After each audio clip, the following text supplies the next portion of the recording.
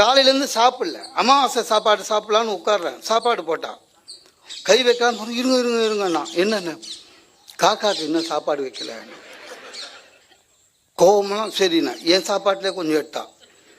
எடுத்து அந்த டோர் வெளியும் போயிட்டு திரும்பி சொல்கிறா, காக்கா வாய் வைக்கிறபடி நீ வாயை வச்சிடாதான்னு. சாப்பிடாதன்னு சொன்னாங்க, இல்லை வாயை வைக்காதான்னு ஏதோ நாயை சொல்கிற மாதிரி போனாங்க. போனால் 10 நிமிஷம் ஆச்சு, 5 நிமிஷம் ஆச்சு, 20 நிமிஷம் ஆச்சு, வரவே இல்லை. எனக்கு என்னென்னா இவ காக்காவுக்கு சோறு வைக்க போகிறாளா, உட்கார வச்சு ஊட்டுறாளா, என்ன ஒன்றுமே காணுமேன்னு 25 நிமிஷம் கழிச்சு வந்தோம். எல்லாம் ஆறி போச்சு. வந்துட்டு அதுக்கு ஒரு கதை. நான் போனேன், நாங்கள் மேலே யாருமே இல்லைங்க. யாருமேன்றது காக்கா. நான் சொன்னேன், உன் சாப்பாட்டுக்கு முக்கோடி முத்தேவராக நிற்பான் சொல்லு அப்படின்னா. அப்புறம் 2 வந்துதா, 1 தான் சாப்பிட்டுதுங்க. ஆச்சரியங்க, வெறும் அப்பளம் மட்டும் எடுத்து போச்சு. காக்காவுக்கு தெரிஞ்சிருக்கு அது மட்டும்தான் இவ பண்ணலைன்னு.